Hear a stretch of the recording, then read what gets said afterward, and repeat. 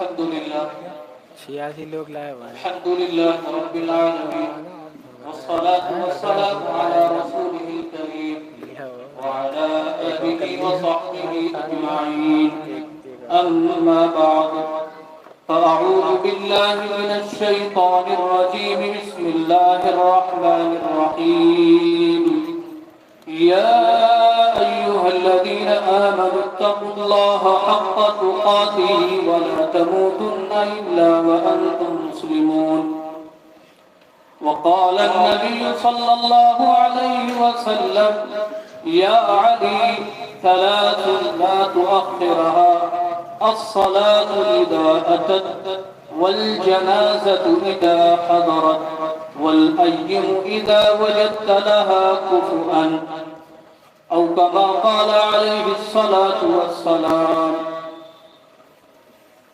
معزز و مکرم حضرات علماء اکرام اور سامعین ذی وقار،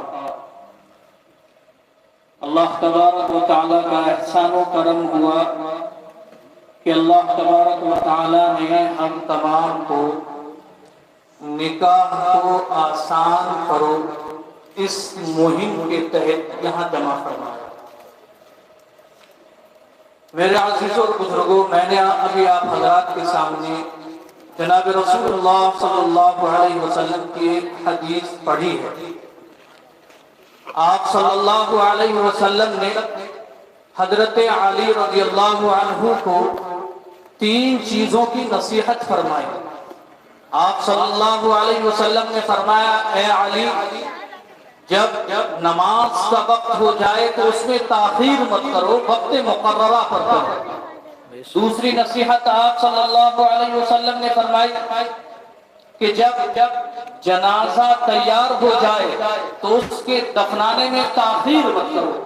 تیسری بات جناب رسول اللہ صلی اللہ علیہ وسلم نے ارشاد فرمائی کہ جب کوئی غیر شادی شدہ ہو تو اس کے نکاح کے کرنے کے اندر تاخیر نہ ہو.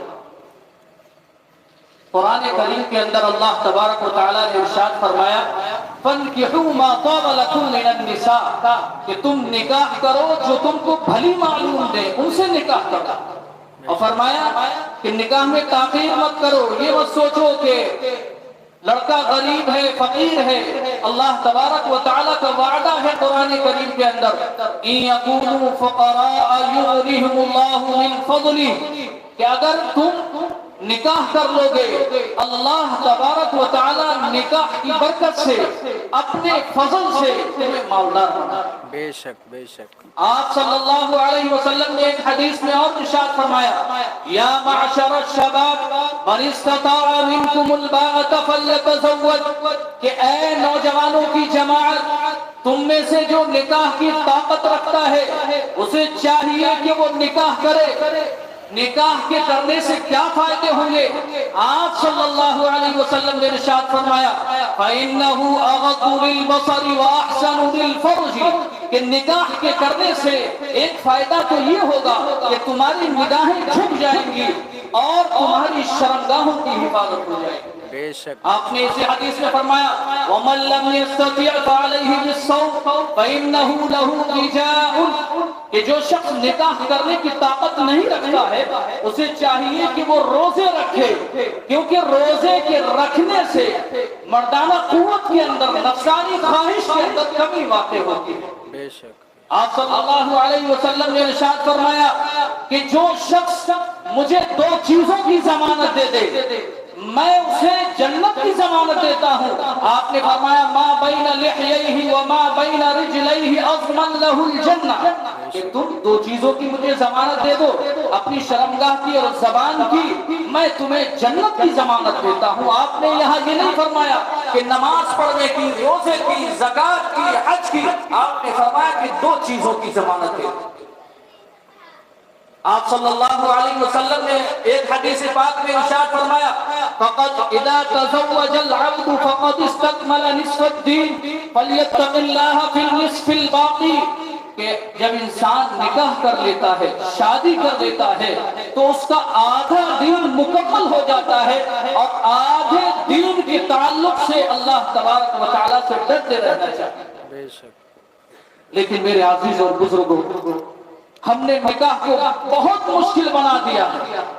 اس کی وجہ سے نکاح مشکل ہونے کی وجہ سے غریب انسان، غریب شخص نکاح نہیں کروا رہا ہے اپنے لڑکے کا یا لڑکی کا۔ لڑکے کا کرتا ہے تو ڈیمانڈ، لڑکی کا کرتا ہے تو ڈیمانڈ سے ہوتی ہے، یہ چاہیے وہ چاہیے یہ چاہیے۔ حالانکہ جناب رسول اللہ صلی اللہ علیہ وسلم نے ارشاد فرمایا ان اعظم النکاح برکۃ ایسرہ مؤونۃ، کہ سب سے بابرکت نکاح وہ ہے کہ جس میں خرچہ کم ہو، مشقت کم ہو، تکلیف کم ہو۔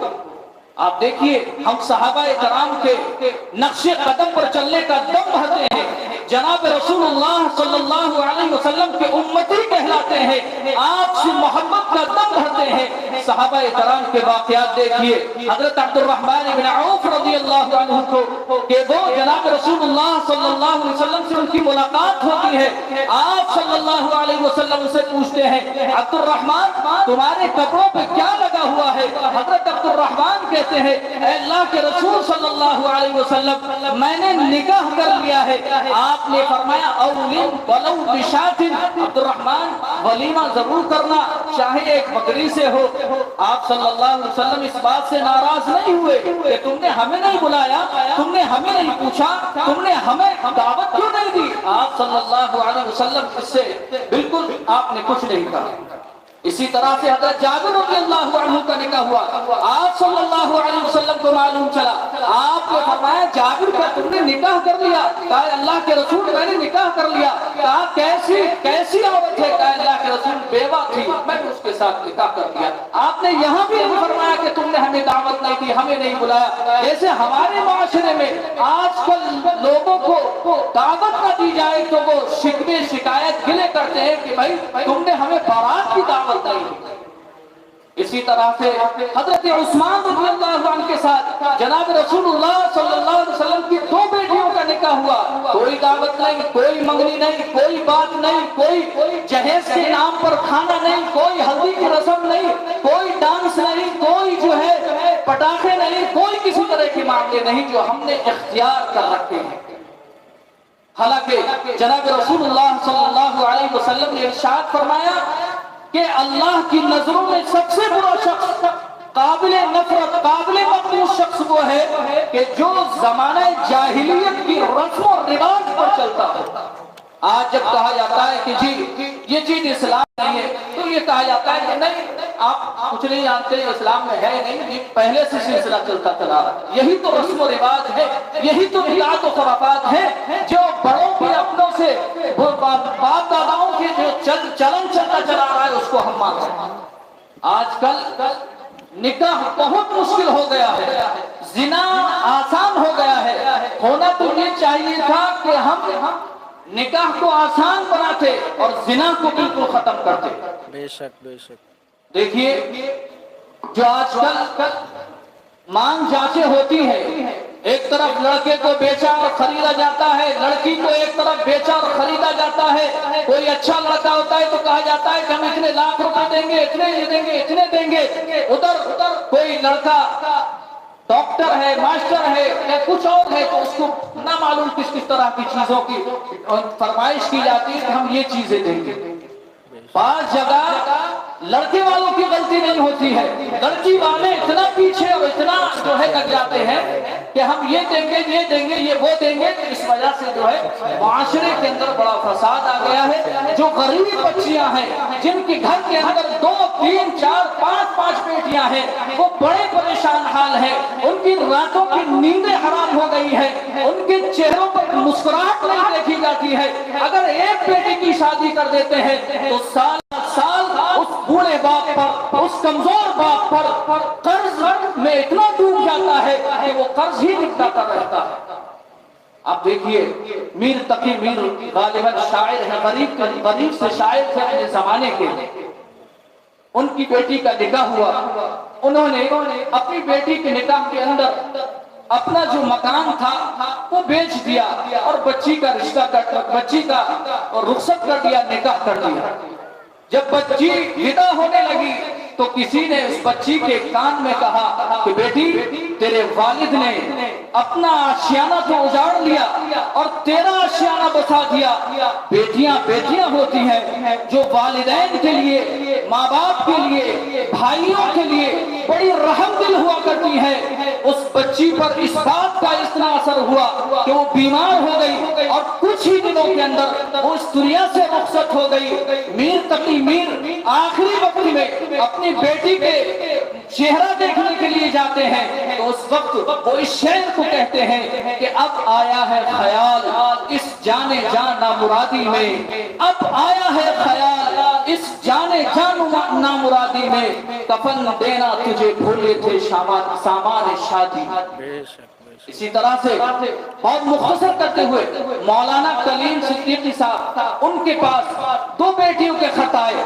انہوں نے ایک مسئلہ پوچھا، مسئلہ یہ پوچھا کہ جی حضرت ہم 4 بیٹیاں ہیں، 4 بہنیں ہیں، ہمارے والد ایک اسکول میں پڑھاتے ہیں، جو والد صاحب کو تنخواہ ملتی ہے اس تنخواہ کے اندر والدہ کی دوا کا جو ہے انتظام ہو پاتا ہے۔ ایک دن میں نے اپنے والد صاحب کو جو بوڑھے بزرگوار ہیں وہ تہجد میں اللہ کے سامنے رو رہے تھے، گڑ گڑا رہے تھے، اللہ سے دعا کر رہے تھے کہ اے اللہ یہ میری پھول جیسی بچیاں میرے لیے عذاب بن گئی ہے، اے رب کریم اس عذاب سے تو مجھے کب نجات دے۔ اس بچی نے پوچھا کہ مولانا صاحب چچا جان کیا اب بھی ہمارے لیے خودکشی کرنا جائز نہیں ہے؟ ایسی 1 2 نہیں، ہزاروں بچیاں ہیں، ہزاروں لاکھوں بچیاں ہیں جو پریشان حال ہیں، جن کے والدین پریشان ہیں، جن کی مائیں پریشان ہیں، گھر کے اندر پریشانی کا ماحول اور گھر میں خوشیوں جیسا کبھی ماحول ہوتا ہی نہیں۔ جب وہ دوسروں کی شادیاں دیکھتی ہیں، مالداروں کے مالوں کو دیکھتی ہے، مالداروں کے والدوں کو دیکھتی ہے، مالداروں کا جب سامان سجایا جاتا ہے ان کو دیکھتی ہے تو ان کے دل کے اندر بھی یہ خواہش اور یہ تمنا اجاگر ہوتی ہے کاش ہمارا باپ بھی آج مالدار ہوتا، ہمارے باپ کے پاس بھی اتنا پیسہ ہوتا کہ ہمارا باپ بھی ہمیں اس گھر سے اپنے شوہر کے گھر رخصت کر سکتا۔ میرے عزیز اور بزرگوں، ضرورت اس بات کی ہے کہ ہم نکاح کو آسان کریں، نکاح کو آسان کریں، رسم و رواج، بدعات و خرافات، ان ساری چیزوں کو ختم کریں، ان ساری چیزوں سے جو ہے اپنے آپ کو بچائیں۔ دوسری چیز ابھی حافظ صاحب نے کہا کہ تھوڑا وراثت کو بھی ہو جائے۔ بھائی وراثت جو ہے وہ بہنوں کا حق ہے، جو مال والدین چھوڑتے ہیں اس میں بیٹیاں بھی شامل ہیں اور بیٹے بھی شامل ہیں۔ ہوتا کیا ہے کہ سارا مال بھائی ہڑپ جاتے ہیں، بھائی کھا جاتے ہیں اور وہ ڈکار بھی نہیں لیتے، اس بات کی کوئی برا بھی نہیں سمجھتے۔ ہوتا کیا ہے ہمارے معاشرے کے اندر کہ اگر کوئی آدمی نماز نہیں پڑھتا ہے تو اسے برا نہیں سمجھا جاتا ہے، کوئی آدمی روزے نہیں رکھتا ہے تو اسے برا سمجھا جاتا ہے، کوئی حج نہیں کر پاتا ہے پیسہ رکھ کر کے تو کہا جاتا ہے کہ فلاں کے پاس اتنا پیسہ تھا وہ حج نہیں کر پایا تھا، اسے برا سمجھا جاتا ہے۔ لیکن اگر کوئی آدمی اپنی بہنوں کی وراثت نہیں دیتا ہے جو کہ حق ہے اور وہ یہاں بھی مانگنے کی حقدار ہے اور اللہ کے یہاں گریبان پکڑنے کی خود حقدار ہے، اس کے حق کو نہیں دیا جاتا ہے تو کوئی اسے برا نہیں کہتا ہے۔ حالانکہ اللہ تبارک و تعالی نے قرآن کریم کے اندر نماز ہے، فرمایا اقیموا الصلاۃ آتوا الزکاۃ، زکات کے تعلق سے، لیکن یہ نہیں فرمایا کہ نماز کس طرح پڑھی جائے گی، زکات کے تعلق سے یہ نہیں فرمایا کس طرح دی جائے گی، لیکن اللہ نے وراثت کے مسائل بیان فرمائے۔ یوصیکم اللہ فی اولادکم، کہ اللہ تمہاری اولاد کے بارے میں وصیت کرتا ہے کہ بیٹوں کے 2 حق ہیں تو وہی بیٹی کا 1 حق، 3 بیگھے زمین ہے 2 بیٹے کی 1 بیٹی کی۔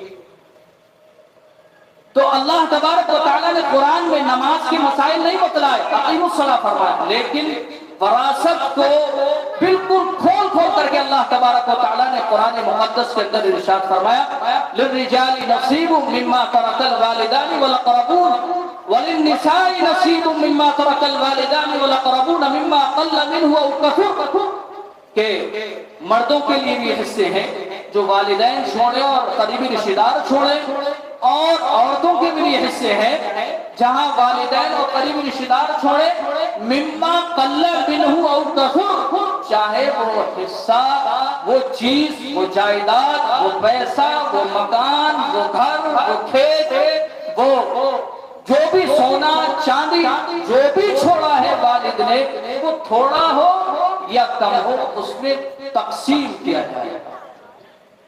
होता क्या है, हमारे यहाँ इंतकाल हो जाता है तो कहा जाता है कि भाई साले लाएंगे कफन, अरे साले को लाएंगे कफन, भाई वरासत तुम हड़प रहे हो, तुम खा रहे हो।